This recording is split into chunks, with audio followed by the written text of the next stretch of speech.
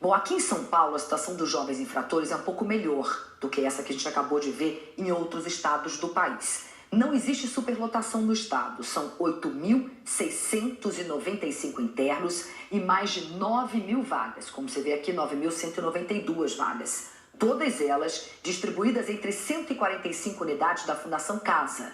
Os crimes mais cometidos por esses jovens são tráfico de drogas e roubo qualificado. O número de internos por tráfico cresceu em 2017, se a gente comparar com 2016. São mais de 9.000 jovens internados. Já a apreensão por roubo qualificado diminuiu. No ano passado, foram quase 7.000, como a gente vê também aqui na nossa tela. Sobre a situação desses jovens infratores aqui em São Paulo, eu vou conversar agora com a Juliana Saraiva. Ela é advogada, integrante da Comissão de Direito Infanto-Juvenil da OAB de São Paulo. Juliana, muito obrigada por estar aqui com a gente. Bom, eu acabei de dizer que não há superlotação aqui se a gente levar em consideração o número total. Só que a gente sabe que em determinadas unidades há sim, né, Juliana? O número total, ok, só que algumas unidades isso acontece, há mais jovens do que vagas. Sim, sem dúvida. Algumas unidades contam com lotação acima do que seria o permitido. E além, obviamente, de toda a dificuldade que é a segregação, que é o cárcere. E a gente vê casos como esse que o Jefferson Dourado acabou de passar pra gente lá do Acre, de diferentes idades realmente 20 anos e 12 anos, convivendo ali na mesma unidade? Sim, existem unidades que contam com esse problema. E isso não poderia acontecer de forma alguma, porque, né, pensando num adolescente de 12 com um jovem de 20 anos, sem dúvida nenhuma, essa convivência não seria nem um pouco salutar. Mas é uma realidade de alguns das nossas fundações casa.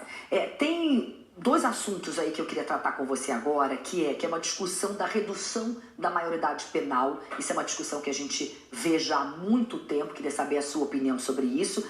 E também, outro assunto que acho que é muito importante é o tempo que esse jovem infrator pode ficar dentro da Fundação Casa. Atualmente são 3 anos, mas tem um projeto aí que está rolando na Câmara dos Deputados para que isso aumente para 10 anos. Sim. De fato, nós temos muitas discussões, a questão da redução da maioridade penal, né, primeiramente, e que eu, particularmente, acho isso algo inviável, dada a Constituição Federal, que trata de uma maneira que ela dá uma superproteção para os menores de 18 anos. Quer dizer, seria inconstitucional isso? Seria inconstitucional. Seria uma cláusula pétrea, vamos assim dizer, que não teria como ser alterada. Porque uma outra situação interessante é que, lembrando, a criança tem responsabilidade penal, porque ela não recebe medida socioeducativa. A medida socioeducativa é para o adolescente, ou seja, de 12 a 18 anos no nosso ordenamento jurídico atual. Agora, de fato, existe uma ideia de alteração do Estatuto da Criança e do Adolescente, porque hoje a internação máxima é de 3 anos, né, o prazo máximo, e estuda-se de aumentar este prazo, que de fato eu acho que seria salutar. Não sei se 10 anos, mas 3 anos é pouco. Mas estuda-se inclusive chegar a 10 anos, né? Estuda-se inclusive chegar a 10 anos para atos infracionais que se encaixem em crimes hediondos, como o latrocínio, que apareceu várias vezes na reportagem. Que é o roubo seguido de morte. O roubo seguido de morte, o estupro, que infelizmente, né, tem esses casos também de estupro, homicídio, enfim, alguns crimes considerados mais graves, né? Agora, tem algo também que é importante da gente destacar, que é o seguinte, o infrator entra com menos de 18 anos, tem que ser menor de idade, ok. Só que mesmo ficando esses 3 anos, caso ele tenha 17 anos, ele já vai sair de lá com maior de idade, né? Ele já pode ficar lá até 21 anos ou quase 21 anos.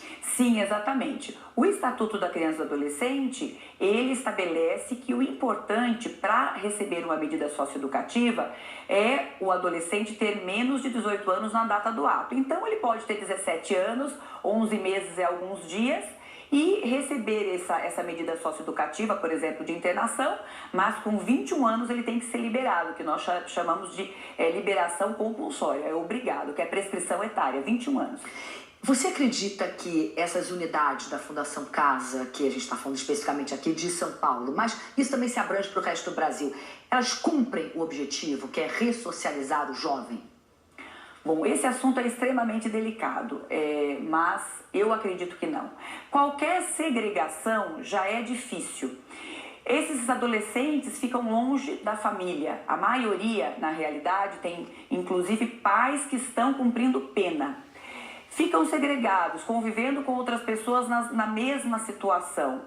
Ainda que o estatuto obrigue que tenha educação, atividades, eu acredito que é muito difícil imaginarmos a ressocialização, infelizmente. Pois é. Bom, a gente vai continuar acompanhando esse assunto, que é um assunto muitíssimo importante, evidentemente. Juliana, muito obrigada. Te agradeço muito por ter vindo até aqui para conversar. Agradeço a oportunidade. Muito obrigada. Bom fim de semana para você. Para você também. Vamos fazer o intervalo bem rapidinho. Daqui a pouco você vai ver que a Justiça negou recursos e os réus do caso da Boate Kiss não vão a júri popular. E o Brasil criou mais